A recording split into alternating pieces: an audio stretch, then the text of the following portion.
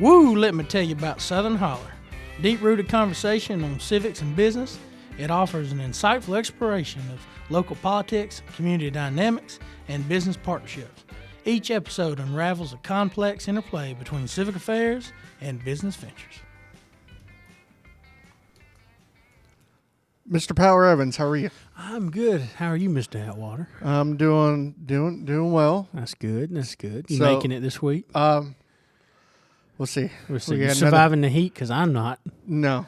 The humidity is always gets me. I think today's been the first time that's actually been somewhat pleasant because the wind is blowing. The wind is blowing. Thank God. Well, So I grew up a couple years in Jacksonville, Florida. Oh, so no. It was. Yeah, the other day it reminded me of a 3-shirt day, just like living in Florida, where the humidity was so bad you have to change out throughout the day. Oh, absolutely. Because have you're to take wearing showers throughout the day. Absolutely. Wearing wet shirts all day. I couldn't do it. So gross. I couldn't live in Florida. I was not made for it. I was made for 50 degrees and wind. Well, that only works here like 4 months a year. Correct. Not even 4 months, 2 months. You get November and December, and then January goes back to summer. I remember those days you'd get to 85 in January, and I'm thinking, what in the world is going on here? Right. Share us the good news out of the city of Auburn, or as I like to call it, West Winder. Every time. We're going to put that on official record, and then I'm going to fight you on it. I like giving you a hard time about that. That's all right. I respect my friends in the city of Auburn. They're good neighbors and good friends. Yeah, I'm going to shut your water off. So you're going to come out there with a wrench one night and just you see it sneakily twisting the bolt. Yes. 100%. No, City of Winder. Look at you. See, I already got you saying it. I got you saying it. City of Auburn. I'm getting you used to it. The better Auburn. That's City of Opportunity Part 2. Come on now. All right, shifting gears. City of Auburn is doing great. We just had 4th of July. Wonderful. Downtown area, the parking area, and the seats and things like that. Best estimation was around 25,000 people. That's great. That's about average. If you ask the Chief Hodge, around the Auburn area between the Ingalls parking lot and up and down 29, several different other places off of Etheridge and some of the old farmhouses and things like that where you can still see fireworks. It's probably estimating around 35,000, 40,000 people. Oh, yeah. Bouncy houses, food trucks, music, 4th of July music, Americana. It's a lot of people, but it still feels like small town USA. Absolutely. And Miss Stacy Waters, that was on with us several weeks ago. Absolutely. And the team at the city, Public Works, and absolutely. Yeah, they do a great job every year. They do. The whole front end of the city gets involved. Pretty much anybody in the city of Auburn that works there and volunteers, this is like that's the event. That's the event. Other than for sounding off for Christmas. Oh yes. 4th of July, Independence Day celebration. And y'all have good events during the year that get a lot of attendance. Yes, absolutely. Yeah, they had a wrestling event not too long ago that was great. Yeah. It was great. I wanted to attend, but I didn't get a chance to. Yeah. How's the other Winder? The other Winder. Well, our capital city is doing great. We're thriving. No, I'm just kidding. We are thriving. I think we are. We also had a 4th of July celebration on 5th of July, but we also had a birthday celebration. City Winder is 131 years old. We were incorporated in 1893. We were incorporated and we became the City of Winder, but as some people know a little history, it used to be called Jug Tavern. And our park, Jug Tavern Park, is named in respect to that. We had a great 4th of July celebration and birthday celebration. We had the swing medallions come out. We had a bunch of people. I don't even know the count, but I can tell you that the downtown and the Jug Tavern Park were swamped. It was fun. I got to sit, and I sat at the corner edge of the park right beside the stage, but I didn't watch the band. I just sat and watched the families. It made my heart feel good to see everyone out in that park. I think as a whole, everybody, they're going through so much heartache and there's been so much negative. There are moments like that where you can sit and you get to watch people and you get to watch the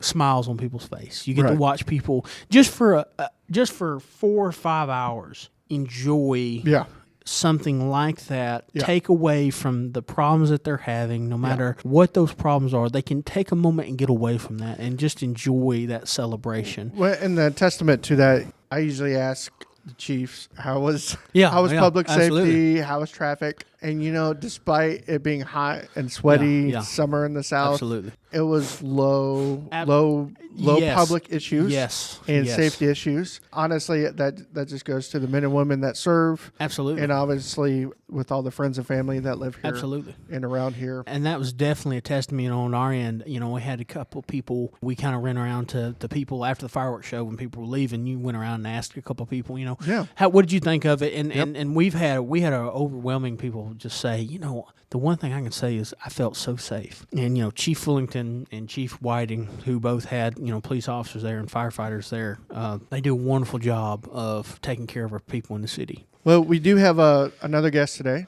I get asked still after 8 or 9 episodes into our series, hey, what do you guys like to do? What do you want to accomplish on the podcast? And a lot of the times I give the same response. And it's like, we want to find good people in public spaces. We have a wonderful guest today. It's one of our favorite people. Absolutely. Miss Lori Bell. We actually tried to have her on several weeks ago. Schedules and life things made us hit the pause button, but that's okay. So we're more than happy to have her back today. Absolutely. We'll And we were say- bound, bit, and determined to get her in the studio. That's right. Because Lori is a wonderful, wonderful person. We got to hear her speak some time ago and to hear her story, and that was a wonderful, wonderful thing to listen to. Yep. And to And- feel. And she made us all cry, all of us. Oh, yeah. She had grown men crying and, Yeah. and squalling. I know I was, no, I didn't cry. No, I did cry. No, I did. we're- I squalled like a little baby. We're going to But- make Power cry today. That's my whole goal. You're going to try, but you shall not succeed. All right, we'll do our best. Lori, how are you doing today? Doing wonderful, Jeremiah Powers. Thank you both so much for having me. I really appreciate it. A lot of things happened in the last several weeks, several months. I remember seeing this little video kept popping up. Lori's Porch. So where did that come from? When did that start? Well, first of all, thank you so much for that. I really appreciate it. Yeah, Lori's Porch started actually, and I didn't realize it the day I started it, but it was actually my wedding anniversary Oh, wow. to Dave. And it was April 5th, 2020. We're right in the throes of the very beginning of the pandemic, and oh my goodness, we're Cloroxing our groceries. We're, my gosh. we're doing all the things. A friend of mine actually had gotten on and gotten live, and it was like 6:30 in the morning. I don't even know why I was awake, but she was just sharing things she was grateful for. And I loved that idea, but I did not love it at 6:30 in the morning. No. I that's all. decided, No. being the prudent person I am, I decided it was like 8:30. Yeah, that's a good kind of, maybe people are getting ready for work. If they can't really watch, maybe they can just listen, what have you. So it first started as just me sharing things I was grateful for. That's really what it started as. And over time, it just morphed into, I didn't even call it Lori's Porch in the beginning. I didn't know what to call it. And it came to me. And I was like, I'm on my porch. All right, Lori's Porch. And a friend of mine for my birthday had a sign made that said Lori's Porch. It had a ladybug in the corner. I know we'll touch on that later. Over time, it was every single day, 7 days a week for 1,000 episodes that I would get on at 8:30. I would just share, it started off with things to be grateful for, things like that. But then it kind of morphed into like positivity things and mindset. And I'm very much a person about that. I really feel strongly about, your mindset, the way you look at things, what you focus on grows. It is so true. Absolutely. It really is true. Over that time, I got to know so many people in Winder. I've lived there 17 years. My husband, Dave, and I, and our 2 sons. I taught for the school system for 8 years, just very, very much a part of the community. But I met so many people that I'd never met since living there. And it morphed into making a little group on Facebook and just really trying to, in some small way, reach out to people and be like, hey, you're not alone. Everyone struggles. They've seen my good days. They've seen my bad days. They've seen family stuff. They've seen all kinds of things on the porch. It just really became a big part of my life. I ended it on New Year's Eve a year ago. It was the 1,000th episode. I was like, okay, 1,000 episodes. That was all these enough. people that are hanging with me, listen to me yammer on, I was like, okay. So New Year's Eve, again, wasn't planned. It was exactly 1,000 days from when I started. So that was actually, it was just such a special thing because I got to know so many people, cultivate relationships around the world. I had people watching from, Scotland and all different places. And it was just something really special. And it really warms my heart when someone mentions it. Oh, yeah. Or they're like, oh, yeah, I saw you on the little thing, when they saw my false eyelash, era and my, with all these different things, just to make it interesting because you're in your house 24/7. Yes. Around the people you love 24/7. Try not to go crazy. Try not to go crazy. And like, hey, let's do false eyelashes. Let's do this. Let's put our hair up a different way, whatever it was. But it was very special, and it really cultivated a lot of great relationships, which was really neat. Well, I always, like kind of what you were saying is I always liked watching it because you're always upbeat.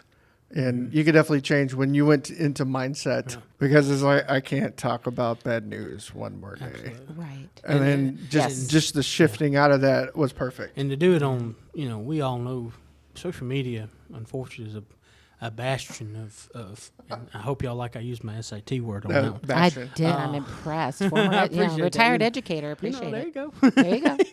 I think, you see social media as such an unfortunate bastion of negativity to see it being used for good. So Thank it's you. very nice to see that. I appreciate that. Thank you.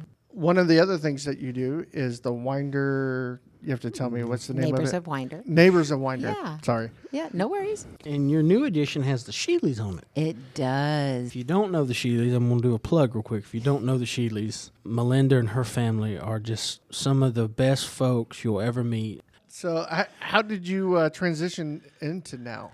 So it was really funny because my son my oldest son, Ben, was living with us at the time, and he's finally decided to be an adult. So he's going to get his own car insurance. And he's like, well, can we use one of your email addresses because I don't want all that spam coming to mine. I'm like, really? You want it? So this LinkedIn, or no, it wasn't LinkedIn. It was Indeed, excuse me. Ad pops up, or this email pops up in my feed, but it's addressed to my son. And I'm like, what is he looking at? So I click on it thinking it's going to show Waycross. It doesn't. It shows Winder, right? Because it's local to where you Absolutely. are. And the very first thing that popped up, no lie, was publisher Winder. Wow. And I'm like, So I clicked on it and I was like, wow, this is really interesting. So I had to update my resume, hadn't updated my resume. Mine was probably on stone tablets, so I had to be updated.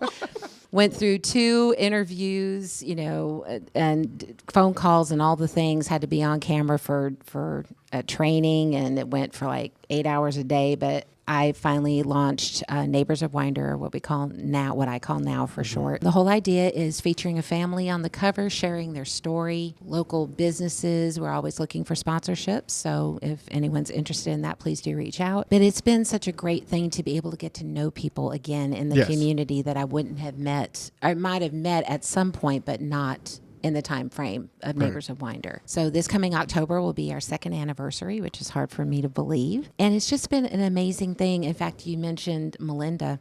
Just saw her last night, and I gave her some extra copies that I had of the publication. And she said, can I just tell you, this has been incredible. She said, somebody in Monroe. I was up in Monroe and they were talking to me and blah, blah, blah, just on. And I said, listen, you do so much for this community, and you are a stellar pillar part of this whole area. And of course they want to know your story, and nobody can tell it better than you. For it to be the July edition, we talked about the opening of Winder Legacy Park. So just lots of really good things. And it's been such a joy to get to know people, get to know their stories, because as you guys know, everyone's story is so personal to themselves, and every road that you take brings you to right where you are.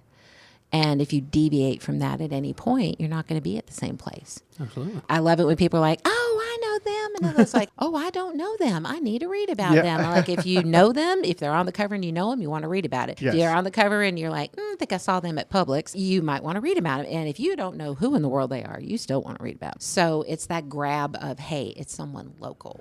Who was your first? cover. The incomparable Ben McDaniel and his beautiful family. I think he's been in this studio He has. a few times. 927 times, but who's counting? A few times. We should actually just buy him a chair. Right. Have Yeah, one just- mic There's set one up. right here. Yeah, just set up Comes in for when he the- wants to. You know. Ben's chair. Yeah, whenever he just walks in, there he is. There's There Ben. he is. The McDaniel family are just solid rock people. So Yes. how? Let me ask you, how far do you book people for your magazine? You know, do you- Right now, we're looking more toward December, January of next year. They're by referral. So if someone, like you feature family, we always ask for referrals. You know, if there are families that you know that you'd like to see on the cover or what have you. The thing I get most often is, me, us. Really? Yes, you really. We want to know your story, and just come on, tell us. It's in your words, and it's a little questionnaire we send out. We do a full photo shoot. Nicole Trusty is our amazing photographer, and she sets up the photo shoots with the family, usually somewhere around Winder or at their home, wherever they're most comfortable. And it's just my best thing is when I get to deliver the additions to the family. I got to do that with Melinda the day after Independence Day. She just stood there and just beaming, and I was like, that's why I do what I do. And she just kept staring at the cover. I said, girl, there is a story inside there. You could open and she's it. like, oh, yeah, I guess I could open that, huh? It's like, yeah, go ahead on. Her husband, Tony, came out, just thanked them profusely. And, just letting people in. It's just been amazing. That's good. That's wonderful. Yeah. That is wonderful. Well, let's transition a little bit to your hubby. Yes. Life happens. It Yes. happens to all of us. Those unexpected days sometimes linger than we want them to. But kind of an homage back to Lori's porch. Somehow you keep making it positive. Thank you. I know that could be a struggle. Yes. Let's talk about Dave a little bit. So Yes. there were some events that happened in the last couple of weeks. You can tell as much as Dave's story as you want. In January, we had been kind of passing illness back and forth as you do when you're in a family and so forth. It was right around the playoffs for the NFL. I do remember that part because I know the Chiefs were on at some point and all of that. But he woke me up early in the morning of the 21st of January and wasn't feeling well. Got him to the ER, diagnosed him with influenza. Probable UTI, sent us home. Well, over the course of the afternoon, he just kept getting worse. He wasn't, his fever was going up. He wasn't improving. Finally, we made the decision that we needed to get him to the hospital. He could not stand up. And I should say my husband, 6 feet, 6 inches tall, never a problem, never any issues, could not get him to stand up to get him down the stairs. He's like a walking tree. He really is. Bless his buttons. And I love that. So we had to call the paramedics. Paramedics had never been to my house in 17 years, not once. Paramedics took him over to Barrow. Barrow ran tests on him and so forth because we had just been there that morning. Like 12 hours prior, we had been there. Ended up transferring us to Gainesville. The neurology team got a hold of him. Basically, what he was diagnosed with is something called viral transverse myelitis. And what it is an infection of the spinal cord and, in his case, cerebral fluid in the spine.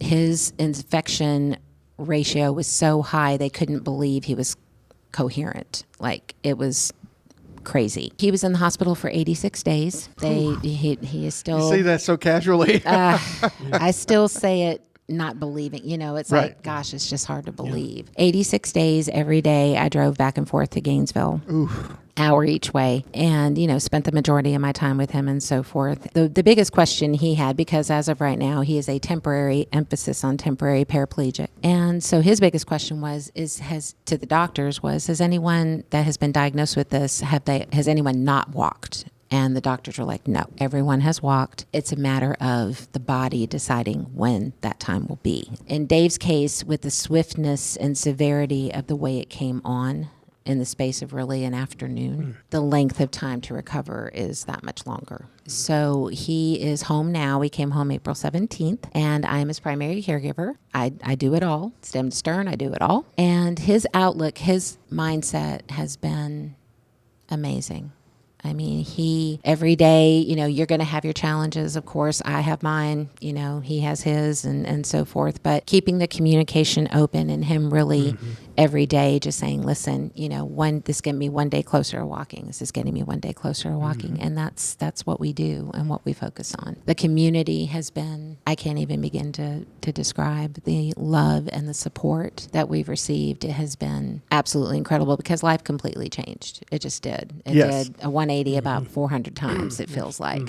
Yeah. It's been humbling because I'm a giver. I love to give. And, Lori's Porch is an example. Neighbors of Winder, I love doing all of that. But to receive makes the energy flow. It's been very humbling, but it has been just, we couldn't be more appreciative of the people in our lives that love us and have supported us and just continue to check on us, all of those kinds of things. The last time I saw you was at Bark. Yep. And of course, I did the presentation to end the quarter. Sure did. Or end of the calendar year. Right. We hugged each other at the end because I have this whole process about you can't bear everything by yourself. No, absolutely not. And you do need people, and we're not meant to carry everything ourselves. That's when we saw each other last, we were hugging at the end of it, and you came up and you're so sweet about that. It's, again, life's tough. Finding good people, surrounding yourself by good people, it makes such a difference. It really does. And that meeting changed a lot for me. So thank you for being as vulnerable as you were. Yeah, those are difficult ones. That's some other side stuff that I do. I do that with some group of guys on Thursday nights and some other stuff that I do weekly, actually. I hope you know how much you're loved and cared for in this community. Our community, when one hurts, we all hurt. Yeah. Yeah. And we all try to reach you. You guys have been here. I appreciate it that's so the much. thing about that is truly the part about it. Very true. So one of the things that I always I've promoted a couple times on my social media is that you can still donate to your page. Like you said, Yes. there was months that driving one way and now one income currently, temporarily. One Yes. income. Yes. Where can you donate now, or where should they visit? Just visit me on Facebook is where I'm most active. My personal page is Lori Paddock Bell. You'll see a picture of Dave and I walking and holding hands, and I changed it to that shortly after this all happened with him in January because that's the end game is him. We're going to recreate that exact picture again once he's able to do it. Wonderful. So I've already told Nicole, so I just booked that in. But yes, the GoFundMe link is on there as well. We appreciate it because, his supplies, all those kinds of things definitely add up. As soon as you get done with this episode, you need to go find that GoFundMe. Every little bit helps. Yep. So thank you, Pat. Please go donate what you can because that would be very helpful to them. One more thing with Miss Lori before we wrap up. Yes. So if you haven't heard this story, it's one of my favorite stories told. Oh, wow. By this you. is when the squalling took place. Oh, goodness. So, the squalling. So all I have to say is ladybug. So I'm an only child. A lot of people don't know that. They're surprised to find it out. But I lost my parents within 3 years of each other to different forms of cancer. My dad in 2002, my mom in 2005. I want to say maybe 2 days. It was mid-March that she passed away. And they lived in Plano, just outside Dallas. And I was leaving the funeral home, getting all the arrangements done and all of that, driving her car. And it was a pretty brisk day. It's so funny, things that stick in your head. I opened up her car door to get in, and on the middle console there was this ladybug crawling on the console, and I was like, what on earth, like, where did you come from? So she always said, whenever you see one, you make a wish and you let it go. Great. So I made a wish, let it go. I want to say a couple of days later, I was headed back to Atlanta, back to my family, because I had been gone for quite a while with all of that. Reading my book, had my right leg crossed over my left. Again, funny the things you remember. At 30,000 feet, I look down at my leg, and there is a ladybug, no lie, crawling on my leg. And I'm looking, and it's one of those things where, you'd see it like in a show, like rub their eyes and they look again. And so I lifted it up, I looked at it, I was like, okay. I put it on, I was sitting next to the window, put it on the window, it crawled down between the seats, disappeared. The next night, I had her wallet, all of her identification, all that with me. So I'm cleaning things out, putting things up. And her change purse was always bulging. I don't know what it is about mothers with change purses, but always bulging. Little pocketbook. Yeah, it's like a magic. It's like if you swing it, you're going to do damage to somebody. Right, exactly. So I'm cleaning out the change purse and all that. And in her change purse was a sterling silver ladybug. I'm beyond freaked at this point. I called one of her very best friends, Ruth, and I said, okay. And I told her everything that happened. And she said, oh, She firmly believed in the power of ladybugs. And she said, I actually have that exact same one in my change purse. Oh, wow. Because my mom was a high roller up in Shreveport.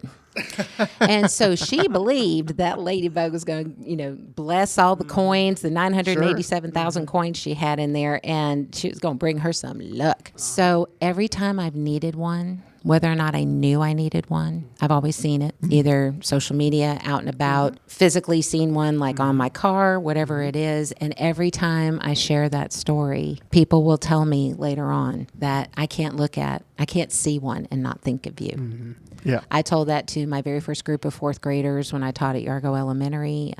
Go Patriots, or go Wildcats. They were Patriots back in the day. But I told that group to my group of fourth graders, and the parents came in. I mean, that Christmas was all ladybug, everything, every single thing. But that touches my heart, and it goes back to the strength of your story. It's something people can connect with. Yes. I know they're both always there. That's so good. You've had a interesting several years. I have. I really have. And I just want to say to that real quick. When Lori came and spoke to us, she all gave us little ladybugs. We took that home. I kept that ladybug for so long. I did. I kept it. It helped me. I'd come home and I'd just hold it in my hand when I had a tough day. I gave mine away because there was a family that was hurt. They were having some medical problems. And I thought, the first thing I thought about was that ladybug. And that ladybug has helped me along. So since you had given it to us. And so I gave mine away. But I always cherished that ladybug. I always hoped that it would help somebody else by giving it away. Thank you for telling me that. Absolutely. Oh my gosh. That's Absolutely. amazing. Thank you. Thank you for being here today. Oh. Yeah, thank you for telling your story. The pleasure and the blessing is mine. And you two are such amazing people. You're very kind. And what you do is amazing. I'm just blessed to call you both friends. Thank you. Same here. We'll share your information, and we'll do it across social media. Donate. And you can donate. But again, thank you for visiting us today. We're the Southern Holler at the Northeast Georgia Business RadioX studio. We're a production studio produced by Mr. Tom Sheldon. You can always follow our information on the negabrx.com or all your favorite podcasting. Look for Southern Holler. Thank you very much.